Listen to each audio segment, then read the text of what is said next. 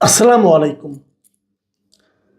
প্রিয় দর্শক, গতকালকে আমি যখন ডক্টর ইউনূসের দেওয়া ভাষণ নিয়ে কথা বলছিলাম, তখন আমি একবার বলেছিলাম যে বিএনপি কেন এতগুলো নোট অফ ডিসেন্ট দিল এই জুলাই সনদের সময় যখন আলোচনা হয় তখন। সেটা নিয়ে আজকে একটু কথা বলবো। আমরা সবাই জুলাই সনদ নিয়ে হইচই করছি। আমরা সবাই বলছি যে জুলাই সনদের বিপক্ষে কে, জুলাই সনদের পক্ষে কে। কিন্তু আপনারা কি কেউ একবার ভেবে দেখেছেন আসলে জুলাই সনদের মধ্যে আছেটা কি? জুলাই সনদটা বাস্তবায়িত হলে দেশে কি আসলে শান্তির সুবাতাস বয়ে যাবে? আসলে কি দেশে গণতন্ত্র ভরে যাবে? এটা কি আসলে বিএনপির জন্য অথবা যে সরকারটা ক্ষমতায় আসবে তাদের জন্য খুব একটা গ্রহণযোগ্য হবে? এবং এই সনদ মানলে কি দেশ চালানো খুব স্মুথলি দেশ চালানো সম্ভব হবে? এই সমস্ত নানা বিতর্ক কিন্তু আছে। কিন্তু না জেনেই একটা প্রচারণা চালানো হচ্ছে যে জুলাই সনদ বিএনপি চায় না, অথবা অমুক দল চায় না, তমুক দল চায়, এইগুলি নানা রকম কথা। যারা এই সনদটা প্রণয়ন করেছেন তারা কি খুবই সৎভাবে গণতন্ত্রের প্রতি অনুগত হয়ে দেশের মানুষকে একটা গণতান্ত্রিক প্রবাহের মধ্যে মানুষকে প্রবাহিত করার জন্য তারা কি কাজটা করেছেন? আসলে একটু আলোচনা করি।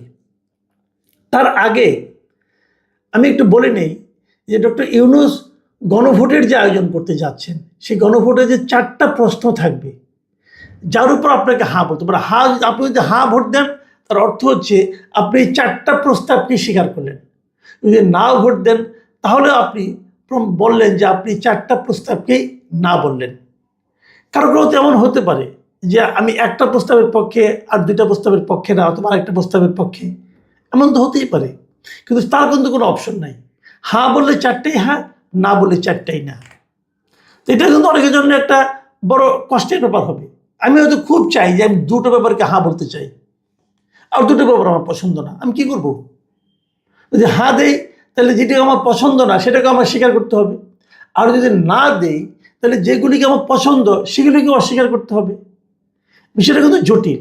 আবার এই 4টা প্রস্তাবের মধ্যেও কিন্তু অনেকগুলো ছোট ছোট প্রস্তাব আছে। আমি কেবল একটা প্রস্তাব নিয়ে আজকে আলাপ করবো, একদম প্রথম প্রস্তাবটা নিয়ে আলোচনা করব, এবং সেটার ব্যাপারে বিএনপি জুলাই সনদে কি বলেছিল সেটাও বলবো, এবং কেন বলেছিল সেটা আপনারাই বুঝতে পারবেন। কতে কি বলা হয়েছে? কতে বলা হয়েছে নির্বাচনকালীন সময়ে তত্ত্বাবধায়ক সরকার, নির্বাচন কমিশন এবং অন্যান্য সাংবিধানিক প্রতিষ্ঠান জুলাই সনদে বর্ণিত প্রক্রিয়ার আলোকে গঠন করা হবে। খুব ভালো। নির্বাচনকালীন সময়ে তত্ত্বাবধায়ক সরকার কিভাবে গঠন করা হবে এই ব্যাপারে সবাই একমত হয়েছেন। নির্বাচন কমিশন কিভাবে গঠন করা হবে এ ব্যাপারেও কারো কোনো দ্বিমত নাই। কিন্তু ওই যে অন্যান্য সাংবিধানিক প্রতিষ্ঠান, সেটা জুলাই সনদে কি সবাই একমত হয়েছেন? আচ্ছা, অন্যান্য সাংবিধানিক প্রতিষ্ঠান বলতে কি বোঝায়? আমি দু একটা উদাহরণ দেব। যেমন ন্যায়পাল নিয়োগ। ন্যায়পাল একটা সাংবিধানিক প্রতিষ্ঠান। সরকারি কর্ম কমিশনের নিয়োগ, মানে পিএসসি যেটাকে বলি আমরা, সেই পিএসসির যে নিয়োগটা হয়, পিএসসির চেয়ারম্যান মেম্বার যারা হয়, এটা হলো একটা সাংবিধানিক পদ। সাংবিধানিক পদ মানে তারা শপথ নিয়ে এই পদগুলিতে আসে, এবং শপথ নেওয়ার পর তাদের মেয়াদের আগে যদি তারা নিজেরা পদত্যাগ না করে তাদেরকে আপনি সরাতে পারবেন না। এটা সাংবিধানিক পদ। আরেকটা সাংবিধানিক পদ আছে যে মহা হিসাব পরীক্ষক ও নিয়ন্ত্রক, মানে অডিটর জেনারেল যেটাকে আমরা বলি আর কি, সমস্ত হিসাব নিকাশ থেকে। আরেকটা হলো দুদক, দুর্নীতি দমন কমিশন। এই যে পদগুলো, এগুলো হলো সাংবিধানিক পদ। এই সাংবিধানিক পদ নিয়োগের ক্ষেত্রে ওনারা বলছে যে জুলাই সনদে বর্ণিত প্রক্রিয়ার আলোকে এটা নিয়োগ করা হবে।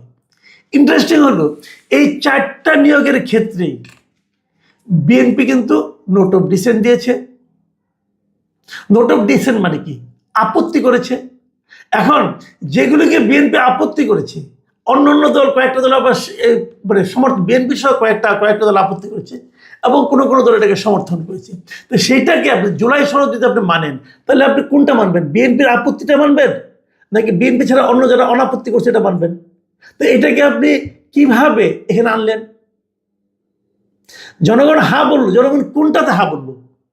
কারণ জুলাই সনদে তো বিএনপির লোকের আপত্তি করছে। আচ্ছা চলেন দেখি, আমরা একটু দেখে নেই যে বিএনপির আপত্তিটা কেন। আসলে আমরা একটু বুঝে নেই যে আসলে ন্যায়পাল নিয়োগে কি বলা হয়েছে, পিএসসি চেয়ারম্যান নিয়োগ, পিএসসির মেম্বার চেয়ারম্যান নিয়োগ করা কীভাবে হয়েছে, এটা আমরা একটু বুঝি। ন্যায়পাল নিয়োগের জন্য নিয়মটা কী হয়েছে? ন্যায়পাল নিয়োগ করা হবে, এই ন্যায়পাল যারা ঠিক করবেন এরকম একটা 7 সদস্যের একটা কমিটি হবে। সেই কমিটিতে কে কে থাকবেন? থাকবেন স্পিকার। আগে বলে নেই, এরা কিন্তু স্পিকার কি হবে, ডেপুটি স্পিকার এগুলো বলা হয়েছে জুলাই সনদে। স্পিকার হবেন সরকারি দলের লোক, তাহলে 7 জনে একজন হলেন স্পিকার, আরেকজন এবং সংসদ নেতা, মানে যিনি সংসদের নেতা হবেন, মানে প্রাইম মিনিস্টার আর কি, তো উনিও সরকারি দলের লোক, 2 জন হলো গভর্নমেন্ট দলের লোক। আর রাষ্ট্রপতির একজন প্রতিনিধি থাকবেন। রাষ্ট্রপতি এই পদটাই হলো একটা নিরপেক্ষ পদ হবে, এটা কোনো দলের পদ হবে না। যদি রাষ্ট্রপতি একটা নিরপেক্ষ হন, তাহলে উনি একজন নিরপেক্ষ ব্যক্তিকে নিয়োগ করবেন, তাহলে এটা হলো নিরপেক্ষ ব্যক্তি। প্রধান বিচারপতির একজন প্রতিনিধি হবেন, এখানে আসবেন। তো প্রধান বিচারপতি এটাও একটা দল নিরপেক্ষ পোস্ট। তো ধরা যাক উনিও একজন নিরপেক্ষ ব্যক্তিকে মনোনয়ন দিলেন, তাহলে 2 জন পেলাম সরকারি দলের, 2 জন পেলাম নিরপেক্ষ। তারপরে আসবে ডেপুটি স্পিকার। ডেপুটি স্পিকার কিন্তু এই জুলাই সনদে বলা হয়েছে এটা হবে বিরোধী দলের কেউ একজন, আর হবে বিরোধী দলের প্রধান, মানে বিরোধী দল যেটা হবে তার যে প্রধান ব্যক্তি হবেন, বিরোধী দলের নেতা যিনি, উনি হবেন। আর হবেন কে? দ্বিতীয় বৃহত্তম দলের প্রধান। তাহলে কি হলো এখানে? ডেপুটি স্পিকার, বিরোধী দলের প্রধান এবং দ্বিতীয় বৃহত্তম দলের প্রধান, এই তিনটাই কিন্তু বিরোধী দলের। তাহলে কি দেওয়া হলো? ন্যায়পাল নিয়োগে যে 7 জন সদস্য থাকবে, তার মধ্যে 2 জন থাকবে সরকারি দলের, 2 জন থাকবে দল নিরপেক্ষ, আর 3 জন থাকবে বিরোধী দলের। তো বিএনপি তো সরকারে যেতে চাচ্ছে, তারা ভাবছে তারা সরকারে যাবে, তারা ন্যায়পাল নিয়োগে তাদের লোক থাকবে মাত্র 2 জন, আর বিরোধী দলে থাকবে 3 জন। সরকারি দলকে এটা মানবে? মানবে? মানবে? আপনি মানবেন? আপনি যে সরকারি দলে যান। আচ্ছা ঠিক আছে, আরেকটা আসি, সরকারি কর্ম কমিশন মানে পিএসসি। পিএসসির যে 3টা পিএসসি হবে, পিএসসির যে নিয়োগ করা হবে, যাদেরকে নিয়োগ করা হবে, সেই নিয়োগের একটা 7 জনের কমিটি থাকবে। সেই 7 জনের কমিটিতে কে কে থাকবেন? থাকবেন স্পিকার, উনি হলো সরকারি দলের, আর থাকবেন চিফ হুইপ, উনিও সরকারি দলের, ডেপুটি স্পিকার উনি বিরোধী দলের, তারপরে বিরোধী দলের চিফ হুইপ, তাহলে হলো 2 জন বিরোধী দলের, দ্বিতীয় বৃহত্তম দলের একজন প্রতিনিধি, তাহলে 3 জন হলো। আর হলো গিয়ে শিক্ষা স্বাস্থ্য মন্ত্রণালয় সম্পর্কিত স্থায়ী কমিটির সদস্য, এবং তাকে হতে হবে বিরোধী দলের। আর হলো জনপ্রশাসন মন্ত্রণালয় সংক্রান্ত স্থায়ী কমিটির সদস্য, তিনি হবেন বিরোধী দলের। তার মানে এই 3টা সরকারি 3টা কর্ম কমিশনের সদস্যদের নিয়োগের জন্য যে কমিটি হবে, সেই কমিটিতে 2 জন থাকবে সরকারি দলের, আর 5 জন থাকবে বিরোধী দলের। তো সরকারি দল এটা মানবে? ধরেন বিএনপি ক্ষমতায় গেল, বিএনপি বললো যে আপনার যে পিএসসিটা নিয়োগ করবেন, এখানে আপনার থাকবে 2 জন লোক, আর 5 জন থাকবে বিরোধী দলের। আর 5 জন বিরোধী দলের সঙ্গে তারা পারবে? তাহলে যে নিয়োগটা হবে এই নিয়োগটা তারা পছন্দ করবে? কোনো গভর্নমেন্ট পছন্দ করবে? বিএনপি যেন নোট অফ ডিসেন্ট দিয়েছে। আচ্ছা, মহা হিসাব পরীক্ষক, ওখানেও একই জিনিস। ওখানেও দেখা গেছে যেগুলো হবে তার মধ্যে 7 জনের কমিটি হবে, 7 জনের কমিটির মধ্যে 2 জন সরকারি দলের, আর 5 জন হবে বিরোধী দল থেকে আসবে, বিভিন্ন পোস্ট থেকে। আবার দুদকের যিনি দুদকের সদস্য যে নিয়োগ করা হবে, সেটা নিয়োগের ক্ষেত্রে 7 জনের কমিটি করা হবে। সেই 7 জনের কমিটিতে 1 জন থাকবে সরকারি দল থেকে, 3 জন থাকবে বিরোধী দল থেকে, আর 3 জন হবে দল নিরপেক্ষ।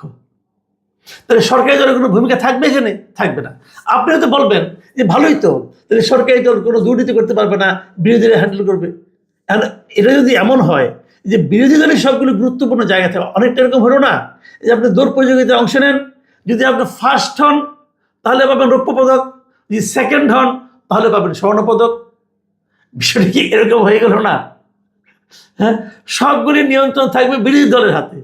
সরকারি দলের, তাহলে সরকারি দলের যে লাভটা কি হলো? দেশ চালাবে কেনা? সরকার তো চালাবে। দেশ চালাতে যদি কোনো ঝামেলা হয়, বদনাম হয়, তাহলে তো সরকারি দলের বদনাম হবে, কিন্তু নিয়োগ করতে করবে বিরোধী দলের লোকেরা এসে। তো এই যে সাংবিধানিক পদ, আমি একটা ছোট্ট উদাহরণ দিলাম মাত্র, এই যে সাংবিধানিক পদগুলি যে নিয়োগটা, এই প্রত্যেকটা এই নিয়োগের ক্ষেত্রে বিএনপি নোট অফ ডিসেন্ট দিয়েছে। এখন যদি নোট অফ ডিসেন্ট বিএনপি দিয়ে থাকে, তাহলে ডক্টর ইউনূস বলতেছেন যে আপনারা যে গণভোট দিবেন, আপনারা বলবে, ওখানে বলা হয়েছে যে সাংবিধানিক পদগুলিতে জুলাই সনদের বর্ণিত প্রক্রিয়ার আলোকে গঠন করা হবে। তাহলে জুলাই সনদের বর্ণিত প্রক্রিয়াটা কি? প্রক্রিয়া তো ঠিক হয় নাই। যে সমস্ত জায়গায় নোট অফ ডিসেন্ট আছে সেগুলো তো তার মানে কি ঠিক হয় নাই, তাহলে আপনি কীভাবে সাংবিধানিক পদগুলোতে নিয়োগ করবেন? তো ঝামেলা কিন্তু ভাই এরকম আছে অনেক। মানে আমার কাছে মনে হয়েছে ভাই এই পুরাটাই হলো একটা গোজামিলের ব্যাপার, এবং এই গোজামিলটা ইচ্ছাকৃতভাবে তৈরি করা হয়েছে। ইচ্ছাকৃতভাবে করা হয়েছে এই কারণে যে আগামীতে যারা ক্ষমতায় আসবে, যারাই আসুক ক্ষমতায়, তারা যাতে দেশ চালাইতে অক্ষম হন, তারা দেশ চালাইতে পারবেন না। তো সমস্ত আপনি ক্ষমতা স্বর্ণপদক দিয়ে দিচ্ছেন বিরোধী দলের হাতে, তো সরকারি দল কী করবে? বসে বসে আঙুল চুষবে? কথাটা কিন্তু সিম্পল। আপনি ভাবেন, আপনি ইলেকশন করতেছেন, বলা হলো যদি আপনি হারেন তাহলে সমস্ত গুরুত্বপূর্ণ নিয়োগগুলো আপনি করবেন, আর যদি আপনি জিতেন তাহলে আপনি চুপচাপ বসে বসে দেখবেন। তাহলে আপনি কোনটা করবেন ভাই? হারবেন না জিতবেন? পৃথিবীতে কোথাও এরকম আছে? আলী রিয়াজ সাহেব আবিষ্কার করছেন এটা। কেন আবিষ্কার করছেন? যে এমন একটা পদ্ধতি ওনারা তৈরি করতেছেন, দেখেন সব মিলে কিন্তু জুলাই সনদ, এর মধ্যে ভালো মন্দ অনেক অনেক ভালো ভালো জিনিস আছে, এখানে আমরা স্বীকার করবো না, অনেক কিছু আছে এটা ভালো। রাষ্ট্রপতির সঙ্গে প্রাইম মিনিস্টারের যে ক্ষমতার যে ভারসাম্যটা ভালো, এরকম অনেক কিছু ভালো আছে। কীভাবে তত্ত্বাবধায়ক সরকার নিয়োগ করতে হবে এটা ভালো, কীভাবে প্রধান বিচারপতি নিয়োগ করতে হবে এগুলো অনেক ভালো জিনিস আছে। এই ভালোর মধ্যে এইগুলি এমনভাবে ঢুকিয়ে দেওয়া হচ্ছে যাতে নাকি আগামী সরকার ঠিকমতো চলতেই না পারে। তো সরকার না চললে কি হবে? মানুষ বলবে এই যে দেখো রাজনৈতিক সরকার পারে না, তাহলে আমাদের অরাজনৈতিক সরকারই ভালো ছিল। বিষয়টা কিন্তু সিম্পল ভাই। তো এটা হচ্ছে কেন? যিনি এই আকামটা করেছেন তাকে আবার দেখলাম যে আমাদের প্রধান উপদেষ্টা পুরস্কৃত করেছেন, তাকে উপদেষ্টা বানাই দিয়েছেন, মানে অনেক বড় পদ দিয়ে দিয়েছেন ওনাকে। এখন এত বড় একটা কাজ আপনি করেছেন, আর উনি যেটা দিলেন এক নম্বর, যে উনি দিলেন এক নম্বর প্রস্তাবটা, আমি পরে এগুলোতে পড়লাম না, পরে এগুলি পড়লে এবার আপনাদের মাথা খারাপ হয়ে যাবে। একটা প্রত্যেকটা প্রস্তাব নিয়ে যদি আলাপ করি জাস্ট মাথা খারাপ হয়ে যাবে যে কিভাবে এগুলি গণভোটের প্রস্তাব হতে পারে, হানার জন্য এগুলি কিভাবে হতে পারে। আমি আজকে একটা আলাপ করলাম মাত্র। কিভাবে আবার বলি আপনাকে শুনেন, নির্বাচনকালীন সময়ে তত্ত্বাবধায়ক সরকার, নির্বাচন কমিশন এবং অন্যান্য সাংবিধানিক প্রতিষ্ঠান জুলাই সনদে বর্ণিত প্রক্রিয়ার আলোকে গঠন করা হবে।